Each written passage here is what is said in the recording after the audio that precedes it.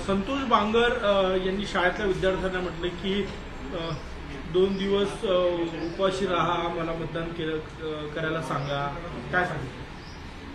नाही, काल ते सोशल मीडियावरचं त्यांचं वक्तव्य ऐकलं आणि लहान मुलांच्या पुढे बोलताना तुमच्या बाबांनी जर मला मतदान केलं नाही तर 2 दिवसाचा उपवास करतो म्हणून सांगा किंवा उपवास घडवा. हा संत महात्मा आहे संतोष बांगर आणि हा प्रचंड मोठा साधू संत समाजसेवक आहे. त्याच्यामुळे त्याला मतदान करून जर बाप करत असेल तर पोरांनी उपवास केला पाहिजे. अशी राज्यातील नाचक्की नौटंकी काय चाललं आहे काही कळत नाही. सत्ताधाऱ्यांना कुठला रोग जडला आहे हे सगळं करायचं. मला वाटलं त्यातला हा एक रोग संतोष बांगरला सुद्धा झाला असावा. मतांचा रोग. मतं मिळवण्यासाठी लहान पोरांना सुद्धा सांगायचं की तुम्ही उपवास करा. म्हणजे शाळेच्या मुलांच्या पुढे लहान मुलांच्या पुढे पुढच्या पिढीला घडवत असताना जे मार्गदर्शन करायला पाहिजे त्यांच्या करिअरसाठी त्यांच्या भविष्यातील वाटचालीसाठी त्यांनी शिक्षणामध्ये आवड निर्माण होण्यासाठी ते न करता हा माणूस लहान पोरांच्या पुढे राजकारणाची भाषा बोलतो. म्हणजे यांना राजकारण सत्ता याच्या पलीकडे काही दिसत नाही. हे आंधळे झालेले आहेत. आमच्या वैदर्भीय भाषेमध्ये हे भोकण्यांचा बाजार म्हणतो ना, तो भोकण्यांचा बाजार वैदर्भीय भाषेमध्ये हा राज्यामध्ये पसरलेला आहे. काल निखिल वागळे यांच्यावर जीवघेणा हल्ला करण्यात आला. कालची घटना परवाची घटना महाराष्ट्रामध्ये आता कोणालाही मला वाटतं की सांगण्याची गरज नाही की राज्यामध्ये आता गुंडाराज सुरू झालेला आहे आणि सत्ताधारीच एक गुंड म्हणून रस्त्यावर फिरताना कायदा हातात घेताना दिसत आहे. म्हणजे या अलीकडच्या झालेल्या घटनांमधून खरं तर निखिल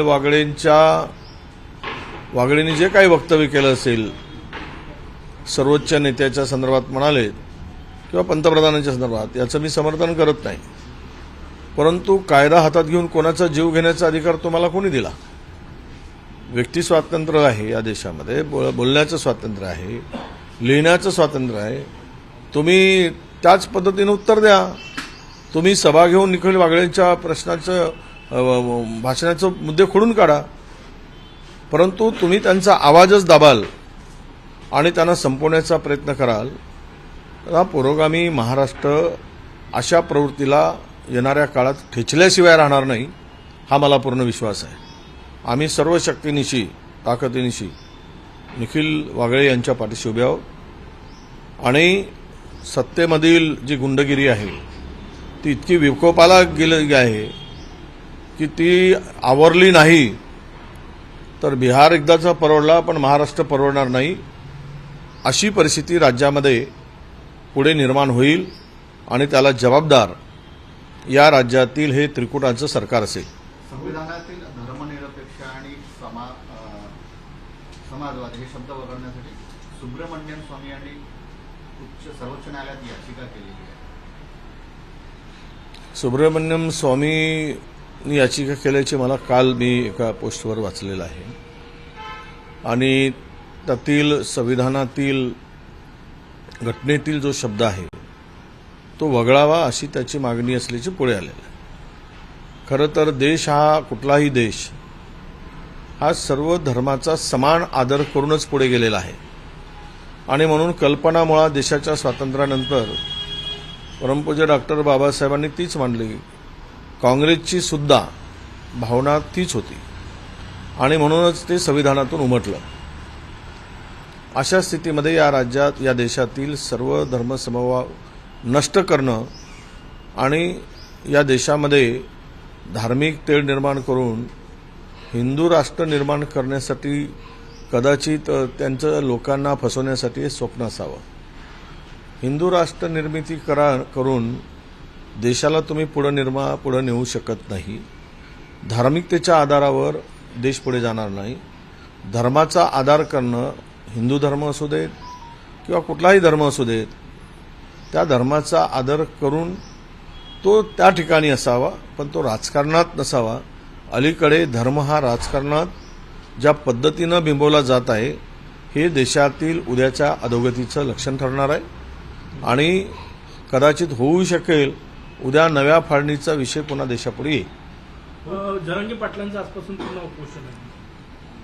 असं आहे की जरांगे पाटील उपोषण करून वारंवार शिंदे सरकारला पहिले जो परिपत्रक काढलंय त्यावेळेस गुलाल उधळला, ढोल ताशे वाजवलेत, फुलांचा वर्षाव करून घेतला. मग आता उपोषणाला गरज काय वारंवार? खरं तर आम्ही मराठा समाजाच्या आरक्षणाला विरोध कधीच केला नाही. ओबीसीच्या ताटातलं काढून घेऊ नका ही आमची भूमिका काल होती, आज आहे आणि उद्या राहणार आहे. त्यासाठी कोणाच्या बापाला घाबरण्याची गरज नाही आणि घाबरायचा काही विषय नाही. विषय एवढाच आहे की या सरकारने तिकडे देत असताना तुम्ही ज्या मुद्दे जे मांडलेत किंवा ज्या आधारे परिपत्रक काढला त्या परिपत्रकातली काही गोष्टी ज्या आहेत त्यातून आंदोलन मागे घेत असताना त्यावेळेस त्यांना समजलं नाही का? त्यांची कोणी दिशाभूल केली का? किंवा त्यांना कोणी फसवलं का सरकारने? तर येणाऱ्या या त्यांच्या उपोषणातून जे मुद्दे समोर येतील ते मुद्दे अधिक ओबीसी आणि मराठा समाजामध्ये दरी निर्माण करणारे ठरू नये. दोन समाज आत्ताच एकमेकाच्या पुढे ठाकलाय. विशेष करून मराठवाड्यामध्ये फार एकमेकाशी वैरत्व पत्करल्याची परिस्थिती त्या ठिकाणी झालेली आहे. ती पुन्हा वाढू नये आणि महाराष्ट्राचं पुरोगामित्व हे कशा पद्धतीनं शिल्लक राहील यासाठी जरांगेंनी विचार केला पाहिजे. पण जरांगेंनी आपल्या समाजासाठी इतर समाजाचं वाटोळं करण्यासाठी जर उपोषण असेल तर ते सरकारने त्यांना आवरावं, थांबवावं आणि त्यांना देण्यासाठी कोणाचीही हरकत नाही. परंतु माझा थेट इशारा आहे शिंदे सरकारला, आता खूप झालं, बस झालं. एखाद्याला खुश करताना दुसऱ्याला दुखवणं करू नका आणि ओबीसी समाजाचं काढू नका आणि मराठा समाजाला टिकेल असं वेगळा संवर्ग निर्माण करून आरक्षण द्या. ते आरक्षण देण्यासाठी आम्ही पूर्ण सहकार्य करू. छगन भुजबळांना जीव्या मारण्याचं धमकीचं एक पत्र मिळालेलं. मला वाटतं की जिवे मारणारा माणूस हा कधीच धमकी देत नसतो. धमकी देणारा कधी जिवे मारत नसतो. काल तुम्ही पाहिले घटना घडलेली घोसाळकरांची, त्यांनी धमकी दिली नाही, प्रेमाने बोलवून घेतलं आणि त्यांना तिकडे संपवलं. त्यामुळं धमकी हे पोकळ असते. ती धमकी देणारा हा पोकळ धमकवण्यासाठी, घाबरवण्यासाठी करतो. तरी पण छगन भुजबळ ओबीसीचे नेते म्हणून लढत आहेत. अशा परिस्थितीमध्ये त्यांची काळजी घेणं हे सरकारचं काम आहे. रश्मी शुक्ला पोलीस महासंचालक यांनी म्हटलं आहे की आता पोलिसांची भीती नागरिकांच्या मनात राहिली नाही. या पोलीस महासंचालकांनी स्वतः आता हे राहिलीच नाही मुळात. कारण पोलिसामध्ये प्रचंड असंतोष आहे. पोलीस डिमॉरलाइज झाला आहे. सत्ताधाऱ्यामध्ये 3 स्पर्धा लागल्या आहेत. 3ही जण वेगवेगळे आदेश पोलिसांना देतात. त्यावेळेस पोलिसांच्या पुढे प्रश्न असतो की आम्ही काय करायचं. एका घटनेमध्ये 3घांचे वेगळे वेगळे स्टेटमेंट येतात आणि कोणी आरोपीला कारवाई करा म्हणतो, कोणी आरोपीला सोडा म्हणतो, तर कोणी कडक कारवाई करून सुटलाच नाही पाहिजे. अशा पद्धतीची भूमिका पोलिसावर लादली जाते आणि किंवा मानली जाते. त्यामुळं पोलीस काय करणार? पोलीस हे आता सत्ताधाऱ्यांच्या हातचे बाहुले झाले आहेत आणि वाटेल त्या प्रकारे पोलिसांचा वापर चालला आहे. पोलीस दबावामध्ये काम करत आहेत. पोलीस मनाने, इच्छेने आणि कायद्याने काम करत नाहीत राज्यात. ही परिस्थिती आता निर्माण झालेली आहे. यासाठी पोलिसांना पूर्णतः ताकदीनं संरक्षण देणं हेच आता शिल्लक आहे किंवा त्यांना मोकळीक देणं, पोलिसांना मोकळीक देणं आणि त्यांना कायद्याचा धाक दाखवणं हे आता पोलिसांनी केलं पाहिजे. प्रशासन, पोलीस हतबल झाल्यासारखं वागतो आहे. हे राज्याच्या हिताचं नाही. राज्याच्या दृष्टीनं हे अत्यंत घातक आहे असं माझं मत. याला जोडून एक प्रश्न आहे की गुंडांसोबतचे नवनवीन फोटो समोर येतात गुंडांसोबतचे. आजही एक व्यंकट मोरे नावाच्या गुंडांचा फोटो संजय राऊतांनी दिला. आणि म्हणूनच काल मुख्यमंत्री फोटो काढताना चाचपत होते आणि शेवटी त्यांनी फोटो काढूच देणं बंद करून टाकलं होतं. तर गुंडांची हिंमत कशी झाली मुख्यमंत्र्यांच्या जवळ पोहोचायची, मुख्यमंत्र्यांच्या निवासस्थानापर्यंत जाण्याची हिंमतच कशी होती गुंडांची, त्यांच्या कार्यालयापर्यंत कशी जाऊ शकतात, मंत्रालयापर्यंत कशी जाऊ शकतात, त्यांना घेऊन जाणारा कोण असतो त्याची चौकशी झाली पाहिजे. तिथपर्यंत पोहोचवणारा कोण असतो, त्यांना भीती वाटत नाही का, त्यांना तिकडे प्रोटेक्शन वाटतं का, त्यांना तिकडे स्वतःचा संरक्षण केल्यासारखं त्यांना सुरक्षितता वाटते का. तर हे तपासण्याची गरज आहे आणि भविष्यात सगळ्यांनी अशा प्रवृत्तीला दूर ठेवणे अत्यंत आवश्यक आहे. अनीस अहमद राष्ट्रवादीच्या वाटेवर आहे दादा गटाच्या. बाबा सिद्दीकीनंतर आता अनिस अहमद पण याच्या वाटेवर आहे. काँग्रेसमध्ये नेमकं काय सुरू आहे? नाही, मला वाटतं की अनीस अहमदच्या संदर्भात एक वेगळी अफवा पसरवली जाते, कारण त्या सगळ्यामध्ये अनीस अहमद आता आम्हाला दिसत आहे.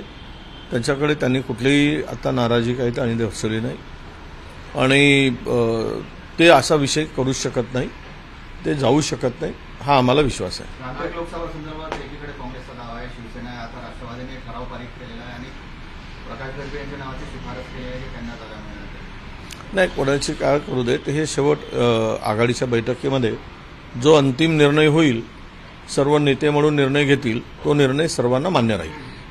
हिंदी में क्या करेंगे आज जरांगे पाटिल का ये शुरू हो रहा है, आंदोलन शुरू हो रहा है, इसके नहीं, बार बार जरांगे पाटिल सरकार को डराते हैं, धमकाते हैं. क्या सरकार में दम नहीं है? अगर देने का दम है तो दे दो, आधा अधूरा काम करके क्यों छोड़ देते हो. और जरांगे बार बार ओबीसी के बारे में बात करते रहते हैं कि वो भुजबल और उनका क्या है वो देखते बैठे, पर उन्होंने कहा कि मंडल आयोग हम रद्द करने को लगाएंगे. मैं ये चैलेंज के साथ में कहूँगा कि मंडल आयोग ने जो सिफारिशें की, मंडल आयोग जो लागू हुआ, जरांगे और उनकी 7 पीढ़ियाँ भी आएगी तो भी वो मंडल आयोग को रद्द नहीं कर सकते. क्यों ऐसी गलत बातें जरांगे पाटिल आजकल कर रहे हैं. वो जो परिपत्रक निकाला था तब उन्होंने बड़े डोल ताशे गुलाल का जल्लोष मनाया. अब वो फिर से उपोषण को बैठ रहे, तो इनको क्या सरकार ने गुमराह किया था, इनको सरकार ने फंसाया था, ये सवाल खड़ा होता है. अब सवाल यह है कि उपोषण करके अगर कोई साध्य करना चाहते तो हम आज भी कहते हैं कि मराठा समाज को अलग से आरक्षण मिलना चाहिए, वो देनी चाहिए, सरकार के साथ हम खड़े हैं. और रहा दूसरा सवाल कि अगर उपोषण करके सरकार पे दबाव डालकर सरकार झुकती है तो इस राज्य का ओबीसी इस सरकार को माफ नहीं करेगा. सबको न्याय मिले, सबका हक साबुत रहे, ये भूमिका सरकार की होनी चाहिए और हम लोग भी यही प्रयास कर रहे और हमारा भी काम यही है. मैं सरकार को आगाह करता हूं कि जरांगे पाटिल कल से उपोषण पे बैठे हैं, वो उपोषण पे बैठने के बाद उनके तरफ उनकी जो मांगे हैं उसमें ओबीसी का नुकसान न हो, ये सरकार ने ध्यान में रखना चाहिए और कोई भी निर्णय ओबीसी के हित में नहीं होना चाहिए, और होगा तो फिर सरकार को मुश्किलों का सामना करना पड़ेगा.